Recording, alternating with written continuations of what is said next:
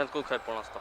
Je vous appelais pour vous dire que Jack, le majordome de Trevor, a soudainement décidé de faire appel sur son jugement. Je croyais qu'il avait reconnu pleinement les faits et qu'il ne cherchait même pas à se défendre. Faut croire qu'il a changé d'avis, que quelqu'un l'a poussé à le faire. La séance se déroule au tribunal du centre-ville dans une dizaine de minutes. Très bien, j'y serai. Merci, monsieur Miller. Je vous retrouve là-bas. Mike, Oui, soyez prudent. Tout cela ne me dit rien qui vaille. c'est promis. Je tiens au courant.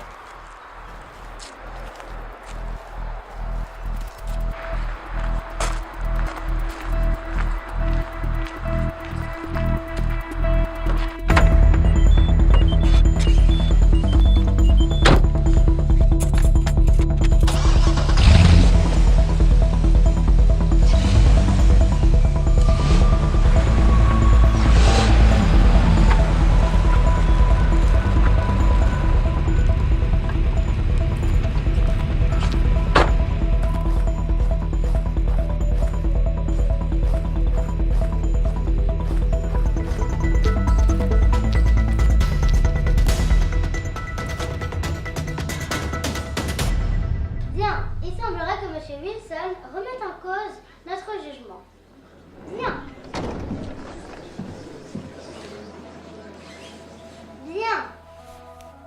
Conformément à l'article 7 du 13e amendement de la Est-ce que M. Costello est ici? États-Unis d'Amérique, l'accusé a la possibilité de faire appel sur une décision pénale prise préalablement par ce tribunal. Bien.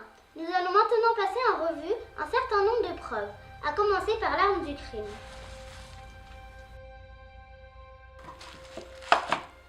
Mais aussi cette vidéo du crime prise par une caméra de surveillance. Malheureusement, la qualité et le positionnement de la caméra ne permettent pas d'identifier formellement la personne.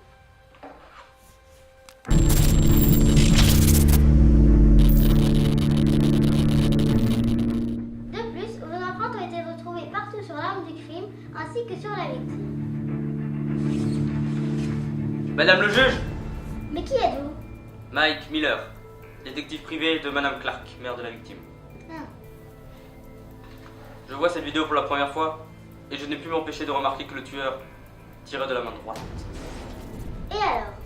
Le pistolet que vous avez présenté précédemment est une arme de gaucher.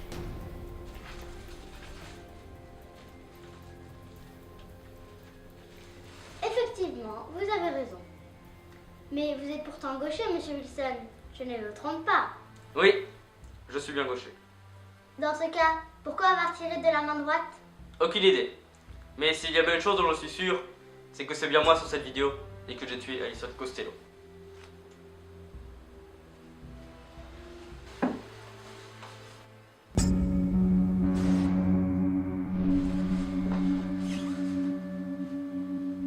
Tout est dit. Jack Wilson, vous êtes reconnu coupable du meurtre de Madame Costello. Vous êtes parti pour 20 ans de prison ferme. La séance est levée. Un policier va vous raccompagner.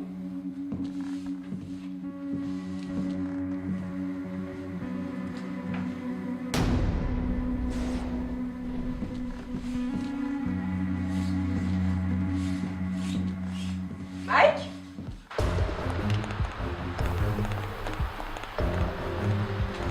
Donne le passeport, t'attends la voiture. Je me charge moi-même de t'amener à l'aéroport. Hé! Cours dans la voiture!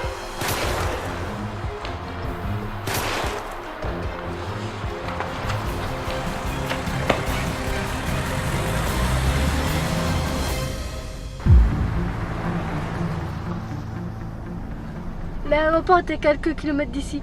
Je te dépose et comme ta maison est sûrement surveillée par des flics, je vais chercher l'argent et je te la ramène. Ça te va? Ok. Monsieur Costello te fait confiance, alors je te fais confiance. J'ai pas que mon argent dans ma chambre, dans la grille d'aération. Je veux pas le louper.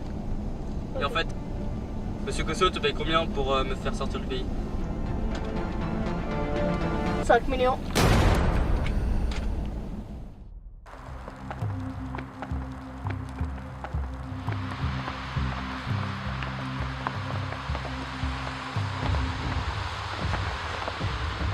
Ça suffit maintenant, Costello. Tu nous dois un sacré paquet de fric. Relax, tu l'auras bientôt ton pognon. Tu pourrais être plus précis? Ouais, bien sûr. Vendredi. Non, jeudi. Ça te va? Tout le monde sait que t'es fauché, Costello. Ouais, t'as peur. Accrochez-vous bien, je vais bientôt gagner 25 millions de dollars. Il y a largement de quoi vous rembourser. Il faut juste être un peu patient. D'accord, on t'attend jeudi. Mais si le polio il est pas là, même si j'avais du respect pour ton père, tu y passeras, Costello. Et Dieu sait que ça fait longtemps que j'y pense. Allez, maintenant, file.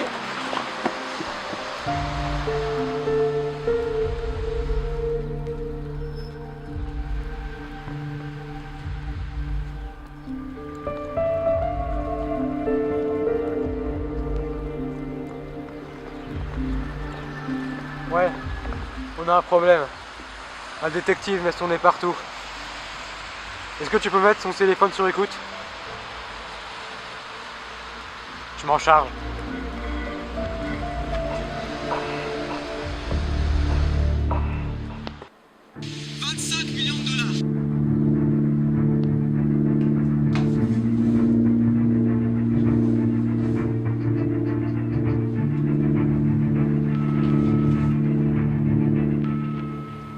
Allô, Mike? Je réfléchissais au mobile de Monsieur Costello. Et je me demandais si votre fille n'avait pas une assurance vie, ou quelque chose du genre. Si, elle en a une, j'en suis sûr. Pourquoi cette question? Je viens de voir Monsieur Costello se faire poser un ultimatum par des mafieux. Il aurait de grosses dettes apparemment. Mais oui, maintenant que vous le dites, ça faisait un moment que ma fille me disait qu'elle avait des petits problèmes d'argent, mais que ce n'était rien de grave. Il faut croire que si. Je vous envoie le numéro de l'agence d'assurance dans laquelle elle était. Ils pourront sans doute mieux vous dire. Merci beaucoup, je m'en occupe.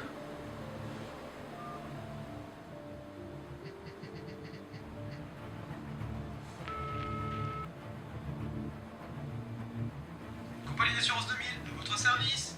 Oui, bonjour Mac Miller. Je suis un ancien ami d'Alison Costello. Et j'aimerais savoir si elle possédait une assurance vie. Attendez, je consulte le fichier. Oui, Madame Costello possède bien une assurance vie d'une valeur de 25 millions de dollars revenant à Monsieur Costello. Il vous fallait autre chose, monsieur? Non, rien, je vous remercie.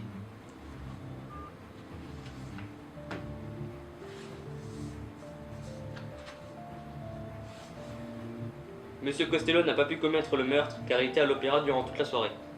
De 19h30 à 20h30 selon Ryan Perez, un employé de l'opéra. L'opéra. Bonsoir. Vous êtes Ryan Perez? Oui, c'est exact, mais j'ai déjà dit tout ce que je savais à la police. Je ne suis pas la police. Mais pouvez-vous me raconter cette fameuse soirée une dernière fois? Si vous insistez. Je travaille dans cet opéra depuis à peu près 10 ans. Je connais tout le monde, surtout Monsieur Costello qui est un habitué. Durant toute cette soirée, je suis resté aux côtés de Monsieur Costello. Et il n'a pas bougé de son siège. Exactement. Attendez. Si, il s'est levé vers 22h pour aller aux toilettes car il ne se sentait pas bien. Et après? Je l'ai accompagné jusqu'aux toilettes. Et je suis resté derrière la porte. Il y est resté un certain temps, au moins 20 minutes. Tout va bien, Monsieur Costello? Oui, oui, parfait. Et après, il en est ressorti. Mais ces toilettes, je peux les voir? Oui, bien sûr, je vais vous les montrer. C'est ici.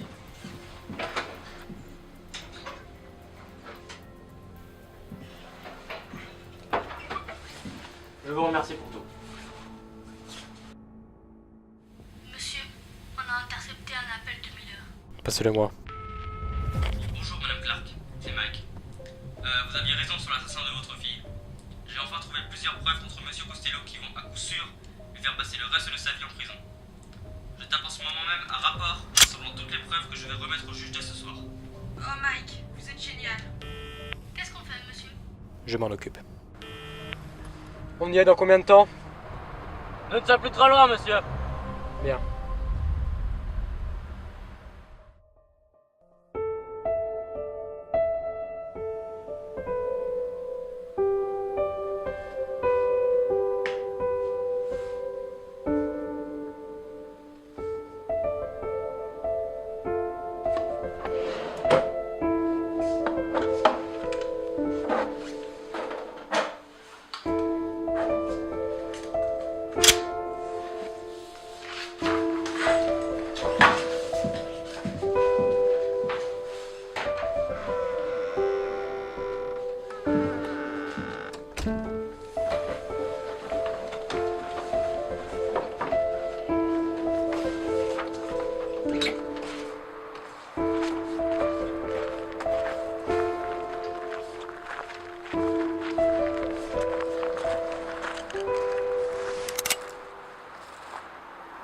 Costello,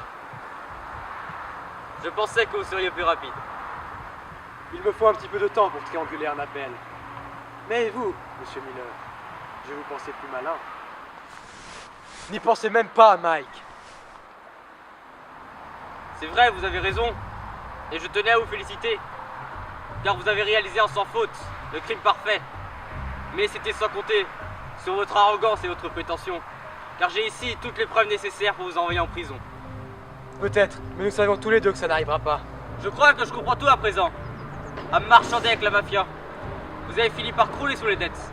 Et le seul argent qui vous restait se trouvait épargné sur l'assurance vie de votre femme. Et vous l'avez tué pour le récupérer et payer vos dettes. Je n'avais pas le choix. Elle ne voulait pas me donner cet argent sans que je ne lui explique pourquoi. Elle aurait pu me dénoncer à la police si je lui avais donné la vraie raison. Alors je l'ai fait.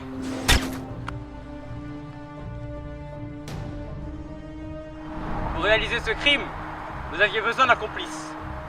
Votre majordome. Celui-ci n'a pas accepté de tuer directement Alison Costello. Mais il a accepté de porter le chapeau en échange de 5 millions de dollars. Vous étiez bien à l'opéra ce soir-là pour avoir un alibi solide. Mais vous êtes allé aux toilettes.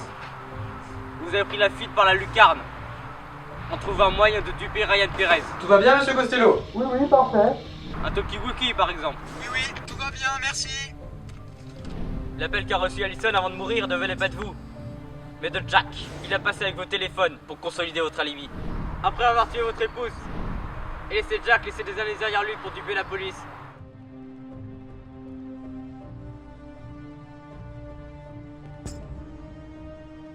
Il vous a suffi de faire jouer vos relations auprès du nouveau gouverneur pour que l'un de vos amis policiers s'occupe de l'enquête. Ensuite, il ne vous restait plus qu'à attendre votre argent et de poursuivre votre vie comme si de rien n'était. Décidément, vous êtes très doué, inspecteur. Dommage que vous ayez accepté une partie que vous étiez sûr de perdre. Ne faites pas ça, monsieur Costello. Désolé, Mike.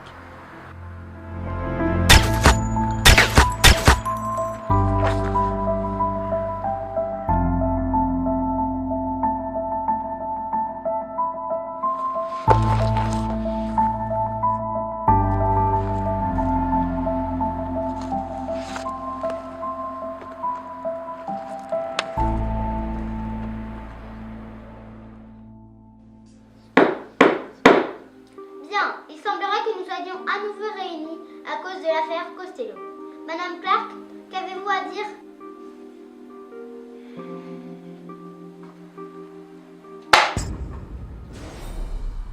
N'y pensez même pas, Mike.